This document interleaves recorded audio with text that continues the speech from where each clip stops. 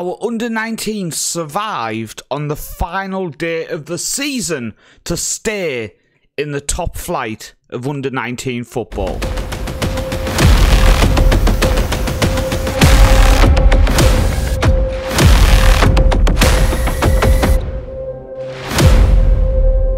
So what is going on, guys, and welcome to this episode. Hopefully you are well, and thank you for joining me, and thank you for sitting through another season of this Build a Nation as we look to first take Egersund to the top of Norwegian football before we focus on building the whole nation of Norway. Now, before we go further forward, I want to just take a look at our Patreons. Now, at the minute, we only have one Patreon. If you do want to support the content going forward, it is a big help to me. I'm not working as much as I want to at the minute due to injury. So if you can support, links are in the description below for Patreon and for Buy Me a Coffee for individual ones as well. You can do monthly subscriptions on there as well, but Patreon is more monthly. Buy Me a Coffee is more of a one-off payment. But at the minute, Dan Finch is a Patreon, so he is in the game. If you become a Patreon, you will get added as one of the next gen top 50 in the world. So Dan Finch, coincidentally, is a Faroe Islands player. We were in the Faroe Islands last year. He's gone from Copenhagen. He's now moved to Napoli. So Dan moved for 6.5 million, and he is playing 4 caps so far. Looks very tasty. I did scout him. Cost me money to scout him, but I did it for you guys. He looks really good. 19 years old, 18 caps for the Faroe Islands, and he's definitely hoping he can lead them to glory. The question is, could we get Dan at some point in this journey? Maybe on loan? Maybe a transfer? Who knows? It would be nice to try. So back to Egersund's IK. So as I said, our under-19s, they survived. I gave them a couple of our best players for the last couple of games of the season. Like so Orshal, I gave them and stuff. And on the final of the season, we did survive. So that is nice. I am going to look in the winter to try to pick up 4 or 5 young 16, 17-year-old players from around Europe and hopefully start to improve our under-19 squad, which then means we can send players out on loan throughout Norway. That's my hope. We are getting to that point. We are still shipping money, which does make it quite difficult. We obviously get money at the end of the season, but yeah, today's game's quite important because it could be the difference in absolute millions. Let's put it that way. Let's put it that way. So, how have things been going since you were last with us? So you was for Villarreal. After that, we played Rosenborg away from home, got 0-0 draw, before Lillestrøm at home and beat them 2-1, Vollas and Slaveland on the score sheet. We then went to Tromsø and scored 5, and we looked good. Ørsal up front got a hat-trick, Vollas and Bergensen on the score sheet. It 1-1 against Haugesund with Slaveland scoring the penalty. Defeat to Strømsgodset set, didn't even score, own goal. We then played Viking Stavanger and got a 2-0 victory. We then lost 3-0 away to Vålerenga, but you can see Pascal Tretteberg in goal. We didn't have a keeper. He actually got injured too. One of our keepers on international duty, other keeper injured, maximum 25 players reached. We didn't have a keeper, so we had to use a greyed out goalkeeper in goal. Didn't go well. We then beat Molde though when our keeper was back. Horgan back from international duty with the USA under-20s. 2-0 victory, thought again both. And we've just played Kongsvinger away from home. Got a 1-1 draw. Bergensen on the score sheet there. So we currently sit in 3rd place. Yeah. So we're in 3rd place, 29 games played, final day of the season, 55 points, we've won 17, we've drew 4, we've lost 8. We have a plus 20 goal difference, exactly the same as odds, and exactly the same as Viking Stavanger. We are guaranteed Europa Conference League, but, just thought about this, I don't think we are. So, let's I think we're going to get scammed out of the Europa League. No, sorry. Okay. So, if we win, we get champions. By the way, we are playing odds. Final game of the season is against the team in 2nd place. 1 point ahead of us at the minute. Should have put that in there. So if we win, we are taking Egersons to the Champions League qualifying for the first time.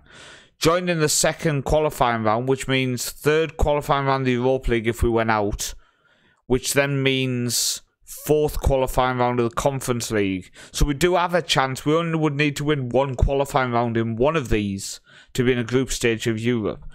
But if we lose, we then need Viking to lose for us to secure third. But then, if Odds, who were playing in the cup final against Start, lost the cup final, we would then lose the Europa League and drop into the Conference League qualifying. But if we win, we could get Champions League. If we lose, we could get Europa League or Conference League. Hope you understood that. So we're going to play this game, then recap the season as a whole. But this game first. So there's been a few things we've tinkered with. There's been a few players who've come back from injuries, etc. Fanny being one of them at right back. So I am going to stick with Larsen at right back. Henne Larsen has been our most versatile player ever, I think. And he's continuing that. He's now playing, look, he can play everywhere. Apart from centre-back, which technically I could retrain him in. He's 6'2". But, so we're going to go London in goal, but just back from injury. Larsen at right back. Jørgensen and Moen in central defence. Moen has come in instead of Midtskogen recently. Skallen at left back. Slaveland in defensive mid, who has signed a new 1-year deal on 1.1k a week less than he was on, which is nice. So thank you to him. Now, due to an injury to the in-form Zitman, Nezir is going to play in central mid alongside Knapskog. Volas, Bergensen and Orshal make up the front three, with Horgensen, Midskog and Sether, who signed a new 4-year deal. Fiskerstrand, Bjornes, Fanny, Steinskog, Sorte and Mart on the bench. Missing out is Berisha, who he's just not scored in so long. His contract is run down at 2.4k. He wants to be a star player next year. We're going to just let him go. He's 33, and Orshal looks insane for next season, but we'll get in that in a second. Krog, likely injured. Zitman, likely injured. And Esquivel, who... I guess. Let's go with... No, Gerson. We're going to go with Gerson. I like Gerson. And Gerson missed out because he's likely injured as well. So, we're missing Zipman, who is developing nicely. Could probably play centre mid today. Apart from that, I think, to be honest, Larsen's just as good as Fanny. Fanny's never developed. He's 21. Looks exactly how he did when he was 17. But I'm still going to keep with him because he's an academy player and I love that. The feels of having the academy player in the squad. So, you know. Okay, I've wet my whistle. We are ready to go. The fans have been fantastic throughout the season. And as I say, a victory takes us into the Champions League. And we've actually... Look, just which way are we going? Just above there. We sold out. 3,100 fans. That's a sellout. The first time, I think, we've sold out this stadium. I mean, I can see empty seats. We just point that out. But we've sold out, which is great. Okay, come on. Let's get the ball back. Odds are one of the best teams in the country. But this is the second year in a row we have qualified for Europe, which means we are pushing up there as one of the better teams in the nation as well. But we go 1-0 down. Now, are we ready for Champions League football? Not at all. Are we ready for Europa League football? Not at all. Are we ready for Conference League group stage? Next season, I do think we could. I honestly think we could. But we need to win. We need to win because if we finish fourth, there's a chance we could miss out on European qualification because... If Start won the Cup and they are in the second tier, would they qualify for Europe instead of us in fourth? I'm not sure. I'm unsure. We'd have to cross that bridge if we come there. And if we missed out on Europe because of that, it puts us back again because we can't invest at all. Facilities won't improve. team can improve because we're financially not there. We would have to probably sell one or two players to try to fund another season of just keeping the club in the positive. Please, the fans have been fantastic. Please just step up. We're going to just go like that. Just more direct, more attacking. Let's try to get back into this. We're against a very, very tough side in odds. Where are MAKING Stavanger? They are playing away to Rosenborg, who are winning. Okay, Rosenborg winning means we are securing at least 3rd place. That's huge, but I would... 3rd is Europa League. Okay, then it must be 4th and 5th. Yeah, okay. So 4th would guarantee Europe.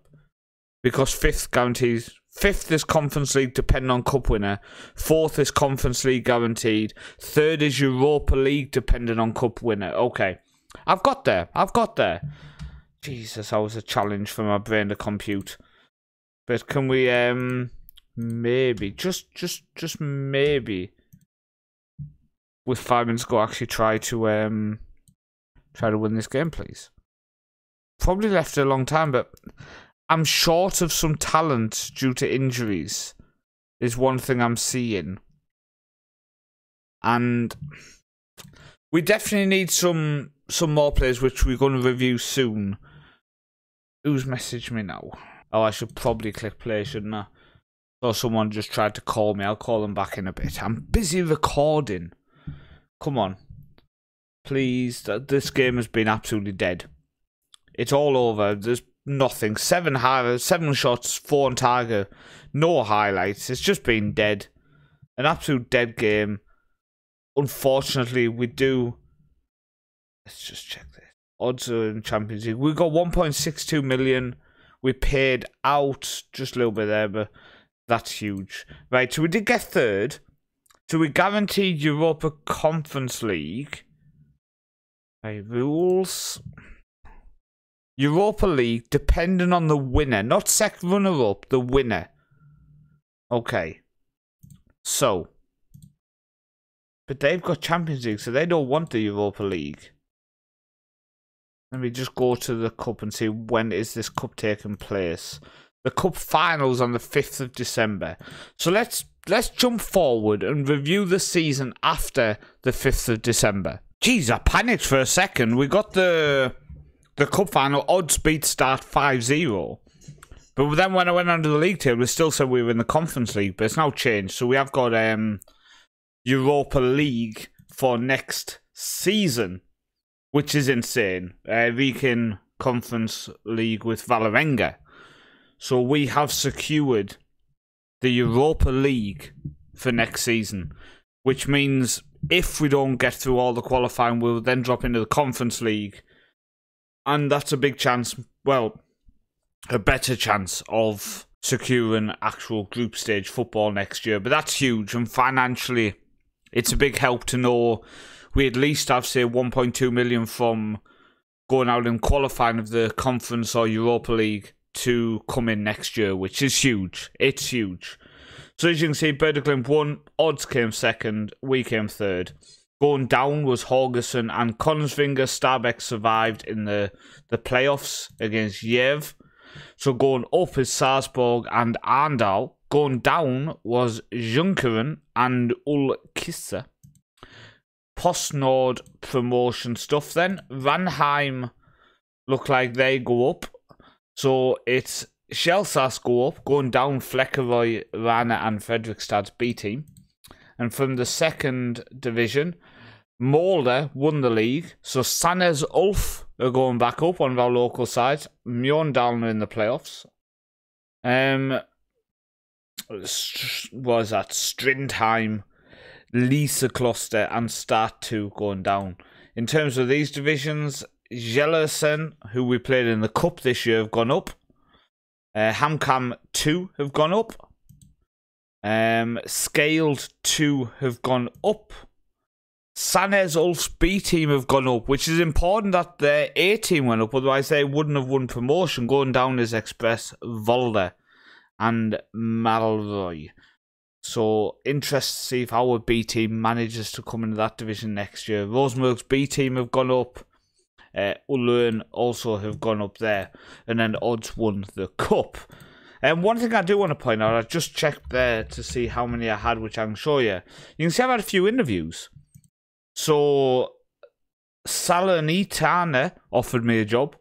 Union Berlin, Mallorca, and Lyon all offered me interviews, which it's nice to get the interviews. I mean, I wasn't interested, but it's nice to get the interviews anyway. Supporter-wise, we did grow a little bit, so we're up to 84.9k on social media now.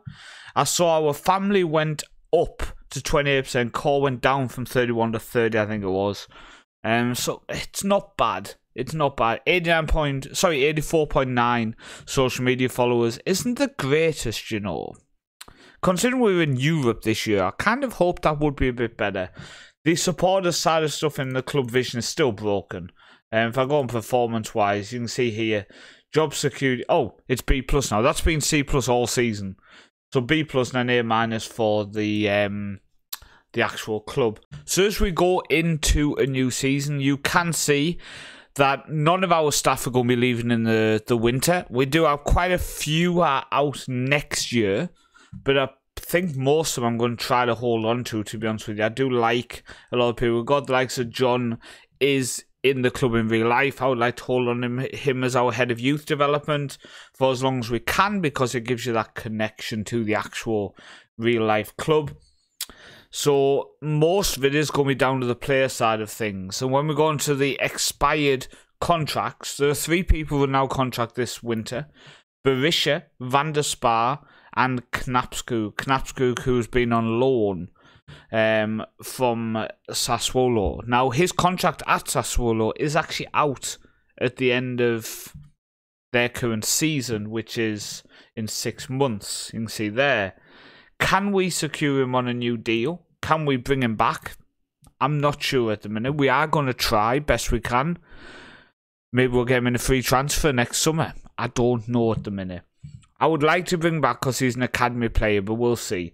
Berisha and Van der Spa both are leaving us in the winter. Next season's contracts, which are now the people who I might want to move on. Well, Nazir I want to keep. Krog I want to keep. Sorter I want to keep. Scallon contract is running out at the end of next year. I think I'm going to look to move him on this winter. He's been good, but we have a player coming in who's just as good as him, and he has a very high value, and I think it would be smart cashing on him at the minute. We're still a selling club. We are not a club who can afford to hold on to players like that who we can move on for quite big money. Bergerson we're going to see. London I want to get on a new deal. Steinskog, his contract is renewing at the end of December. Volas, I think we're going to try to move on because he's 29 and he is demanding to be more of a first-team player. His squad play status, but he's been complaining that he's not been getting enough football. So we're probably going to look to move him on. Slaveland has a year, but I'm going to probably try to give Chris a year, then a year, then a year for now. And Matt, he is going to be leaving us at the end of this season, I think. He has a year left, but I'm going to try to move him on. So in terms of our team, if we look at it, London in goal is going to be here next year. Larson at right back, I don't think will continue. I think we will go back to having Fanny at right back. Jurgensen, Moan, and then Scallon. Scallon, I think, is the one who could leave this winter. Maybe he'll stay. Maybe no one will come in and offer, and we'll just let him run out his contract. I don't know. Slaveland in defensive mid, Knapskog, and it's not going to be Nazir. It's going to be Larson in the attacking mid. Maybe we could do that. Have Larson in the central mid. And then coming back from injury, Zittman alongside Larson. That could be our midfield next season. Larson in that support if Knapskog doesn't come back on loan. Bergerson, Volas and Ursal will not be our front three. Krog is going to play on the left wing next season. And I think I want to start with Sorter on the right wing. So the 2 youngsters who've been with us for a few years. Now, Krog did just pick up an award. So let me just go back and find it here. Youngster Krog was named the Young Player of the Year for the Top Flight. I mean, fair play to him. I honestly didn't think he'd blew me away this year. His attributes haven't improved greatly. He's 20 years old now, been with us since 2023. And yeah, Young Player of the Year in the top flight. Fair play to him for winning that. He has already agreed a new deal. I think it's a 4-year deal with a 1-year extra option as well. So he's not going anywhere. Oh, did you notice I got the face packs fixed? I went in and got them all sorted. So the likes of Knapskog, his face pack was one of the broken ones, etc. Now, we do have a couple of players coming back off loan this winter who do have a chance. Leonardo Carvalho just finished 3rd in the Young Player of the Year award in the second tier after 15 games for Sauna. We are struggling to bring in some players for next year, and yes, he's transfer listed. Yes, if a bid comes in, I will move him on, but I think he's good enough to be an option next year. Giovanelli didn't feature in the second tier for Sandefjord. If he's not featuring for them, should he feature for me in the top flight? I don't think so, and his concentration's so poor that I think before he comes back, I'm going to make sure he is transfer listed. So he will be moving on. Sotte, who's going to come back after being on loan at Polton, where he's got 5 goals in 11, is going to move into the first team, but his contract isn't up until the end of their season, which is halfway through our season next year. So he's going to stay there, hopefully score some more goals, continue to develop, and he will come back as almost a new player for the second half of next season. Jonas Orne, when's he coming back? He's not coming back as well until halfway through next season. But he's not doing too well. Only 2 goals, only 1 start. It's upsetting that he's not developed how I would have dreamed. He's 24 now as well. But he is a local lad coming from Sanez. We'll cross the bridge with him when we come to it. Sethu is, for some reason, still set to be available for our B team. He's not, so why is he... Stop having him in there. He shouldn't even be in that list. But I think one of the things I'm going to have to understand, one of the things I'm going to have to really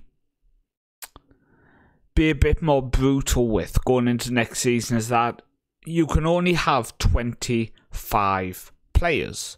Your youth players have to be registered within that 25-man squad. We have too many players, which means some of the backup players, like Sethe, like maybe Steinskog, who's our 4th choice central defender, maybe Bjornes, who is one of our backup, he's our backup right back, backup defensive midfielder, backup attacking midfielder, backup centre back, backup anything.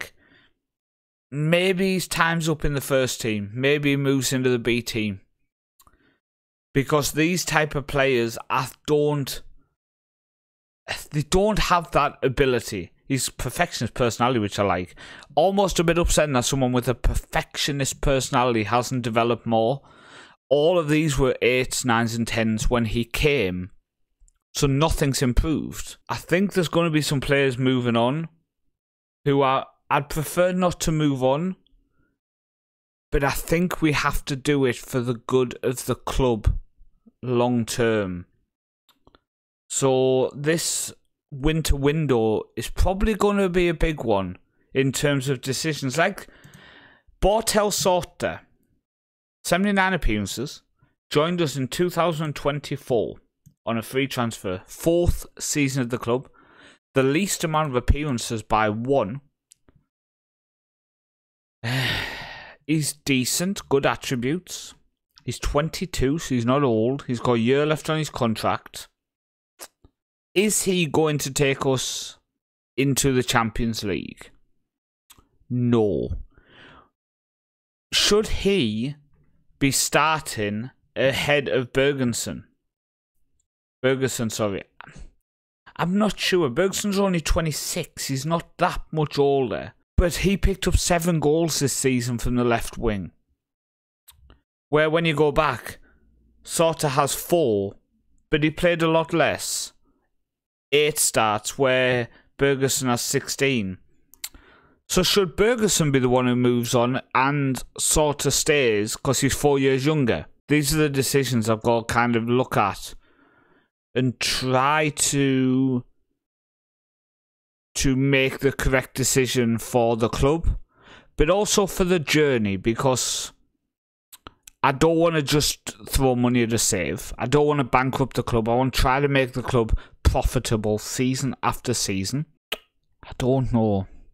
I am torn with a few players in terms of almost torn with my heart of trying to decide who I should keep and who I shouldn't.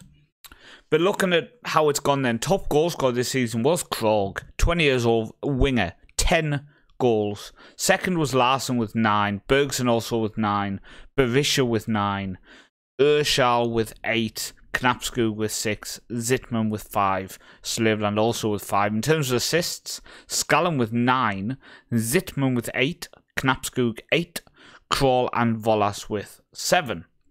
Now another position which has been tough is striker. Now I'm letting Berisha go. He's 33. Yes, he came through our academy, but he wants to be a star player. Now what I will say is if in this last month he decides he would be willing to stay as a squad player, I'll give him a new contract. I will give him a new contract, but not as a star player, because Urschal, aged only 19, is going to be our stand striker next year.